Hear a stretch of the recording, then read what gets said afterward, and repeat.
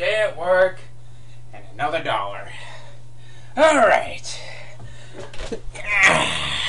Time to see what's going on YouTube today. What?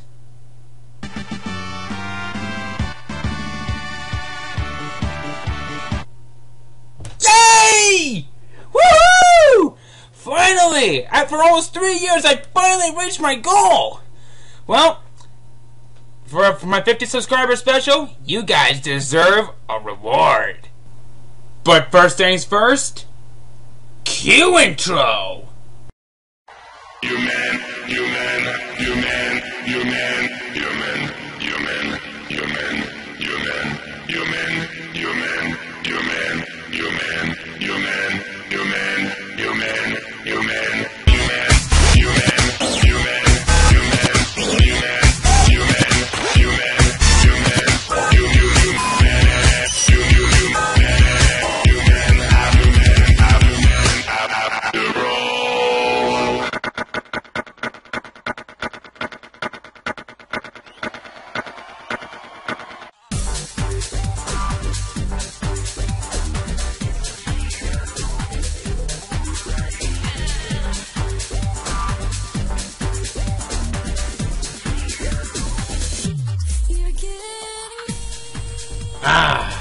Kingdom Hearts.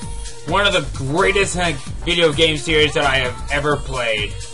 And ever since I've gotten into it last year, I really have become more attached to it ever since my blind Let's Play of it. With multiple stuff already been released for Kingdom Hearts 3, yet we're still already waiting for the release date, I decided to make a video to show how I cannot wait for Kingdom Hearts 3. This game might just be one of the most hyped games in this century. While many people are talking about a top X of what world and or summon should be in Kingdom Hearts 3, I decided to go at a little bit of a different path. Taking a look back at the weapons the games have given us to defeat the Heartless and the Nobodies. Or more specifically, the Keyblades. For this list, it is all based around my opinion only. That means that with dozens of Keyblades to choose from, only these particular Keyblades have made this cut. They hold a very special place in my heart, and I would not be much of a Kingdom Hearts fan without these particular Keyblades. Next up, please keep in mind that this list is only meant for playable Keyblades only. This means that Xehanort's Keyblade, the Keyblade, or the Keyblade of Hearts are examples that will be excluded from this list. Keep in mind that the Keyblades are on this list for particular reasons. It could be on here in terms of ability, its design, or miscellaneous of other reasons. And finally, there might be slight spoilers for games that anyone has yet to play. So if you're one of those gamers that have yet to play this game, you have been warned. So, sit back, relax, and let's kick off this list with number 10 on my top 10 favorite Keyblades.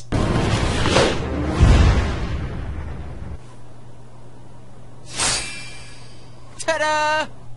Let's start off this list with one of the most iconic Keyblades in the entire series, the Kingdom Key. Being the very first Keyblade ever to be introduced, this Keyblade was the first under the command of Sora.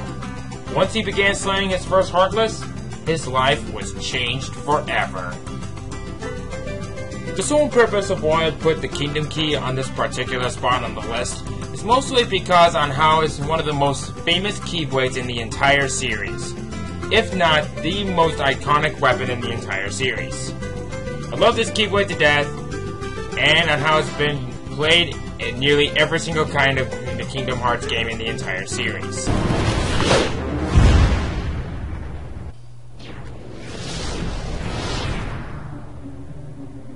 Hello.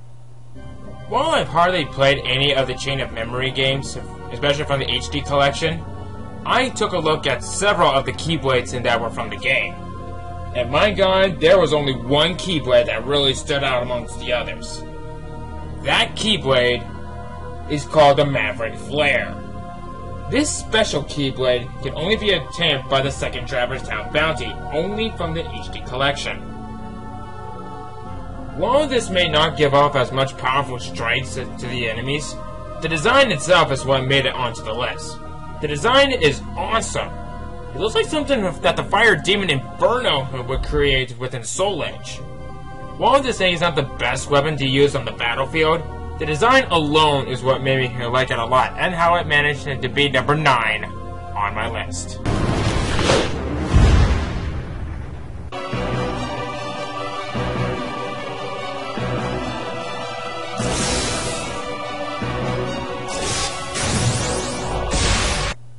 Birth by Sleep has created lots of awesome Keyblades, both in the original and in the remake. You'll be seeing plenty of them on this list. And what better way to start off with one of the most powerful Keyblades of them all from the remakes, otherwise known as the Royal Radiance. This special Keyblade can be given to Terra, Aqua, and Vanitas in the final battle in the Mirage Arena. You must be at level 30 and take on the battle called the Peering into Darkness. This battle is unlike many. There is only one round, and that is just taking out the boss. Don't let this one fool you. No Heart is not an enemy to be trusted with. Once you beat him, you get on one of the greatest Keyblades in the entire game, if not in the entire series, excluding the Keyblade, of course. By going through so many missions, so many command boards, and so many different races, it is all worth it to finally get this great Keyblade. And believe me, when I used it against young Xehanort in the remake, in my Let's Play, it really saved my ass. So why don't we take a closer look at it? It's gorgeous by just looking at it. This thing has pieces of the Mirage Arena in the shape of a Keyblade, with an outstanding boost in strength and magic, as well as a boost in the command gauge by I don't know how much. This thing leaves no unversed unscathed, and lived to tell the tale.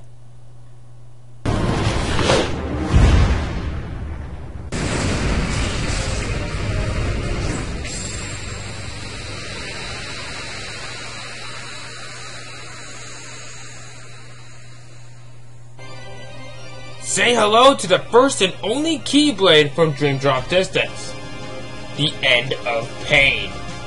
While I haven't played Dream Drop Distance, I have heard of the Keyblades in the game, so I had to take a closer look at them. They definitely look awesome, but the End of Pain was the only one that really takes the cake and practically devours it. Getting this Keyblade after taking care of all the special portals for both Sora and Riku's story is so worth it. It has the power to power up magic attacks and deal more critical hits, despite having fewer reality shifts in battle. The End of Pain Keyblade is my all-time favorite from Dream Drop Distance. Plain and simple. Alright, Kingdom Hearts fans. Remember all of those synthesized items you had to go through all over the place and just to collect only one specific thing? Remember that one mission from the Mirage Arena in Birth by Sleep where you had to go through every single boss in the arena just to get this specific weapon as well? What do those have in common? You give up? They give you one of the most powerful Keyblades in every single game. The Ultima Weapon. Now you might be wondering why this particular Keyblade isn't any higher on the list. Well, the sole purpose of why it's not any higher is because of a few reasons. Personally, I haven't had that much of a good experience with the Keyblade.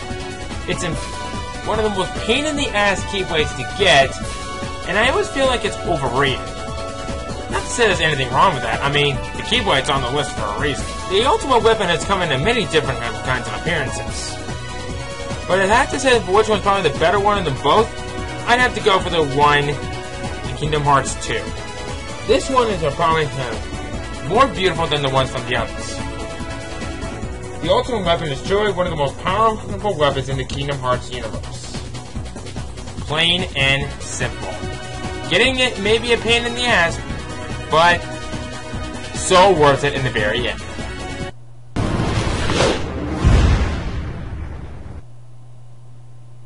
He just needs a little incentive to leave home. So guys, you remember Vanitas from Birth by Sleep? Remember how severely dangerous he is in Birth by Sleep? Well, once you beat him, you think he'd be gone for good, right? Right? Wrong! Nope! He has for what's left of him, or should we call him Vanitas' remnants. What do you get after you beat him? Why, the Void Gear, of course!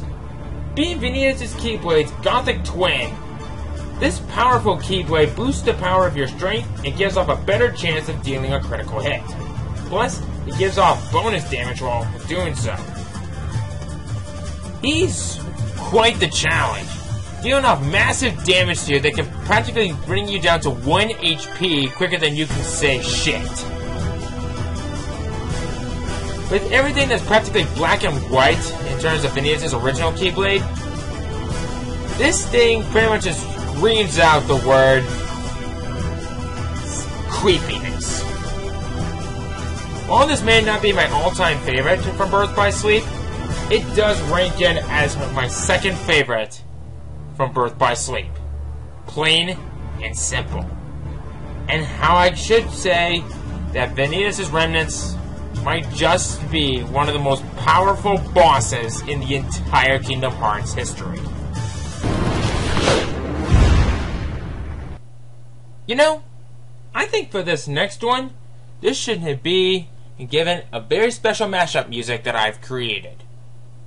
Hit it! Say hello to the One-Winged Angel. This Keyblade is given to you by defeating Sephiroth in Kingdom Hearts Final Mix and by completing floors 11 through 13 Bounty and Chain of Memories. If any of you guys remember Sephiroth in Kingdom Hearts, you know how severely dangerous this guy is. The appearance of the One-Winged Angel is actually a reference to two things. One, Sephiroth's long sword, the Masamune, as well as its appearance of the meteor from Final Fantasy VII. While it may not be the strongest Keyblade in the world, it is so worth it of getting this powerful Keyblade for yourself. One-Winged Angel is my second favorite Keyblade from Kingdom Hearts. As an extra treat, we've created something special. An ice cream flavor just for you. Alright guys, remember the ice cream beat from Birth by Sleep? My goodness, this was quite the fun game to play. Hell, I love this so much. But have you noticed that there's a little side quest in Birth by Sleep that you can do? Well, by collecting special ingredients, you can not only unlock all 8 ice cream flavors that practically help you with special command gauges, but it also gets you my second favorite Keyblade of them all, otherwise known as the Sweet Stack. The Sweet Stack is a Keyblade that can only be attained by creating all 8 of the ice cream flavors in Disney Town. These ingredients are scattered all over the universe, so getting it does take some time and patience. I put it this high for one major reason. It's a Keyblade made of ice cream! In fact, it's so good in battle, it guarantees a critical hit. Man, talk about a sweet tooth! God, just thinking about it just makes me want to get an ice cream from Steak and Shake right about now. But unfortunately, I'm gonna have to hold off on that one because up next, we have 2 more entries. So, let's get right into it.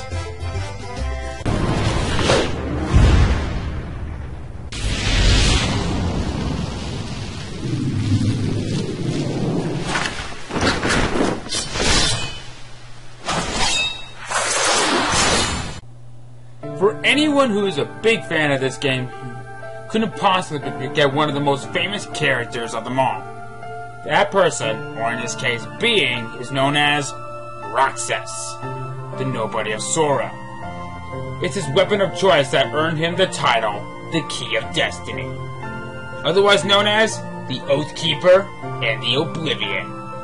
This entry is a tie because these two Keyblades practically give Roxas his well-balanced stats in combat. the Oath Keeper has a very unique concept. It's usually given to people who usually swore an oath to someone that they would return or something really big or something like that. But as for its counterpart, the Oblivion, is a completely different story. This is what I like to consider to be the opposite of the Oath Keeper, as it gives it colossal power. My god, these two Keyblades are amazing. Even on their own, they're amazing. But put them together, what up? These two Keyblades are not only my favorite Keyblades from the first game, but they're also some of my personal favorites from multiple other games when they made their appearance. Now before I get to my #1 spot on this list, it's about time to talk about an honorable mention. But first, I gotta quickly say, I feel like I need to at least mention this particular Keyblade, otherwise I gotta deal with a lot of angry fans. But first, I'm gonna need these. My reading glasses to explain everything. No. It's the road to dawn. As many of us are fully aware, the Way to the Dawn is one of the most well-known Keyblades in the Kingdom Hearts universe. This features Riku's other weapon called the Soul Eater, with the power of light transforming it into a powerful Keyblade. Riku has used this in many games, and he never leaves home without it. Now the sole purpose of why I didn't officially put the Way to the Dawn onto this particular list mostly involves with these few reasons. Riku has made a lot of character development ever since the first game, and since he already turned to darkness with the Soul Eater. And we know that he's still trying to fight the darkness from within him. He did succeed in becoming a Keyblade Master in Dream Drop Distance. But unfortunately, there's not really a whole lot of actual power-ups that the Way to the Dawn gives. Unlike the Kingdom Key. It was really close to tying with the Kingdom Key to make it onto the list, but unfortunately, I couldn't quite get this one to make the cut. I love this Keyblade a lot, but unfortunately, it was not close enough to make the cut. So, I still love the Way to the Dawn, but there's my reason. And so, we are here at last at the #1 spots on my list. We went through 9 entries, and it's time we end this with the one Keyblade that practically shouts out, the Grim Reaper. What's that Keyblade?